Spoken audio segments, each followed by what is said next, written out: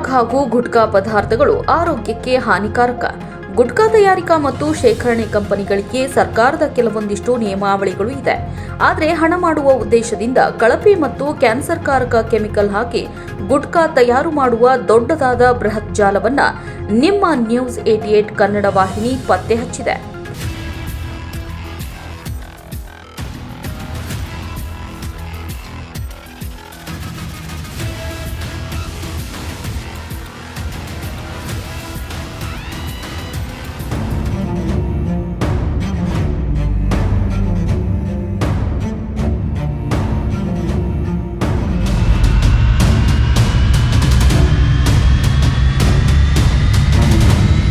ಹುಬ್ಬಳ್ಳಿಯ ಗ್ರಾಮೀಣ ಭಾಗದಲ್ಲಿರುವ ದೇವರ ಗುಡಿಹಾಳ ಮುಖ್ಯ ರಸ್ತೆಗೆ ಹತ್ತಿಕೊಂಡು ಒಂದು ದೊಡ್ಡ ಗೋಡೌನ್ನಲ್ಲಿ ಆರೋಗ್ಯಕ್ಕೆ ಹಾನಿಕಾರಕ ಅಂಶಗಳನ್ನು ಒಳಗೊಂಡಿರುವ ಪದಾರ್ಥಗಳನ್ನು ಬಳಸಿ ಕಳಪೆ ಗುಟ್ಕಾ ತಯಾರು ಮಾಡುತ್ತಿರುವುದು ಕಂಡುಬಂದಿದೆ.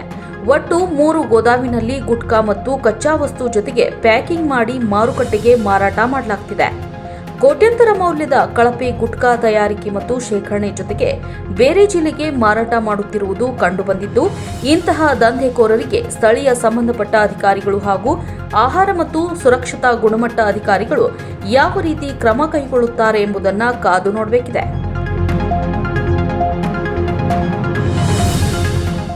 ನೀವು ನೋಡ್ತಿದ್ದೀರಾ, ಇದು ನ್ಯೂಸ್ 88 ಕನ್ನಡ, ಸುದ್ದಿಯ ಜೊತೆ ಸದಾ ನಿಮ್ಮೊಂದಿಗೆ.